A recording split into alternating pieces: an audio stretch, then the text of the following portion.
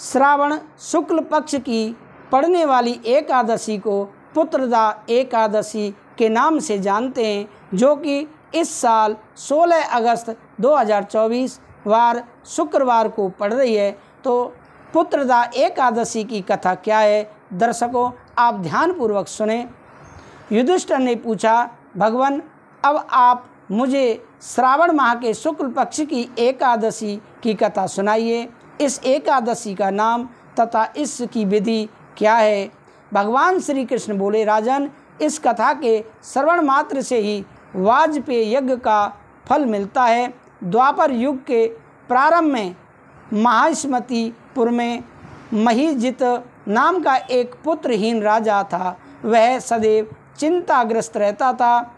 उसे वह राज्य दुखदायी प्रतीत होता था, क्योंकि पुत्र बिना इस लोक और परलोक दोनों में सुख नहीं मिलता है। राजा ने पुत्र की प्राप्ति के लिए बहुत यत्न किए, परंतु वह निष्फल हुए। जब वह राजा वृद्ध होने लगा तो उसकी चिंता बढ़ने लगी। एक दिन राजा ने प्रजा को संबोधित करके कहा, प्रजाजनों, मैंने तो अपने जीवन में पाप किया है और न अन्याय पूर्वक प्रजा से धन एकत्र किया है, न मैंने कभी देवता और ब्राह्मणों का धन छीना है और न किसी का धरोहर लिया है। मैंने प्रजा को सदैव पुत्र की तरह पाला है।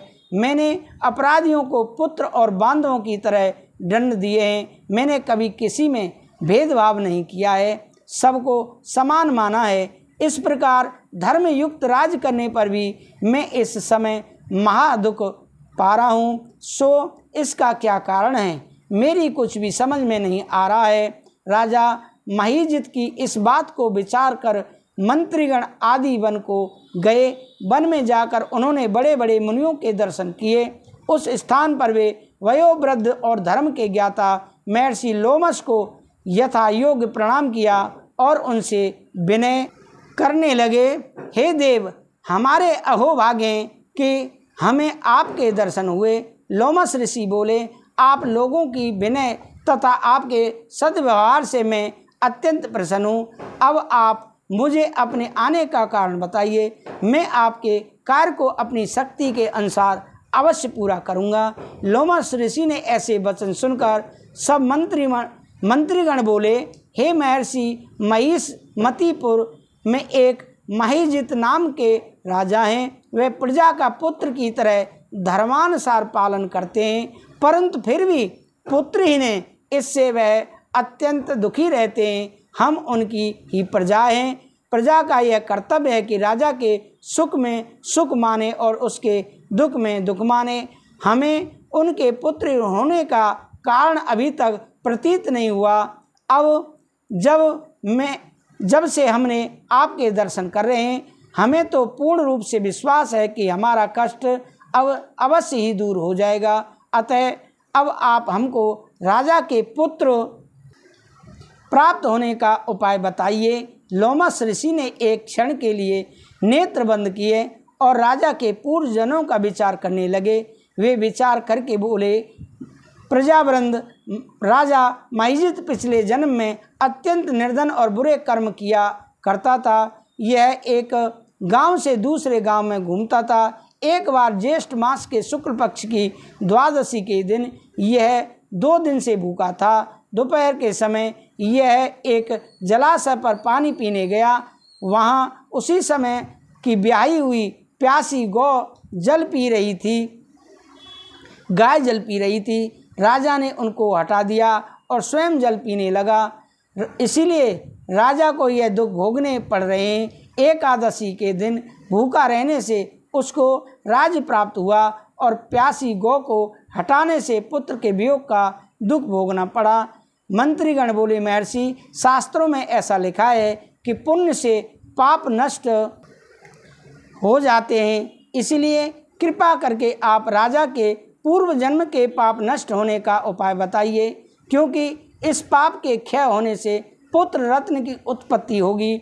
लोमश ऋषि बोले, प्रजाजनों, यदि श्रावण माह की शुक्ल पक्ष की पुत्रदा एकादशी को तुम सब लोग व्रत करो और रात्रि को जागरण करो और उस व्रत का फल राजा को प्रदान कर दो तो तुम्हारे राजा को पुत्र रत्न प्राप्त होगा।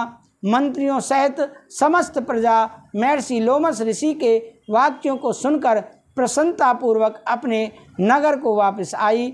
उन सब लोगों ने श्रावण मास के शुक्ल पक्ष की पुत्रदा एकादशी को विधि पूर्वक व्रत किया और द्वादशी को उसका फल राजा को दिया। उस पुण्य के प्रभाव से रानी ने गर्भ धारण किया और 9 महीने पश्चात उसके अत्यंत तेजस्वी पुत्र रत्न पैदा हुआ। हे राजन, इसीलिए इस एकादशी का नाम पुत्रदा एकादशी पड़ा। जो मनुष्य पुत्र रत्न को प्राप्त करना चाहते हैं उन्हें इस एकादशी का विधि पूर्वक व्रत करना चाहिए। इस व्रत के प्रभाव से इस लोक में सुख और परलोक में स्वर्ग मिलता है।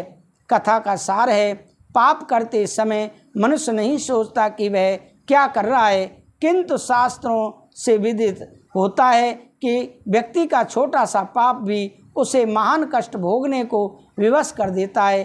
अतः मनुष्य को पाप से डरना चाहिए, क्योंकि पाप नामक यह राक्षस जन्म जन्मान तक उसका पीछा नहीं छोड़ता है। व्यक्ति को चाहिए कि सत्य व्रत का पालन करते हुए ईश्वर के प्रति पूरी निष्ठा रखे और यह बात सदैव याद रखे कि किसी के दिल को दुखाने से बड़ा पाप दुनिया में कोई नहीं है।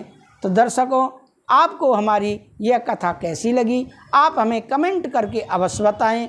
और अगर आपने अभी तक हमारे इस YouTube चैनल श्री नारायण प्रसादम को सब्सक्राइब नहीं किया है तो अवश्य सब्सक्राइब कर लें।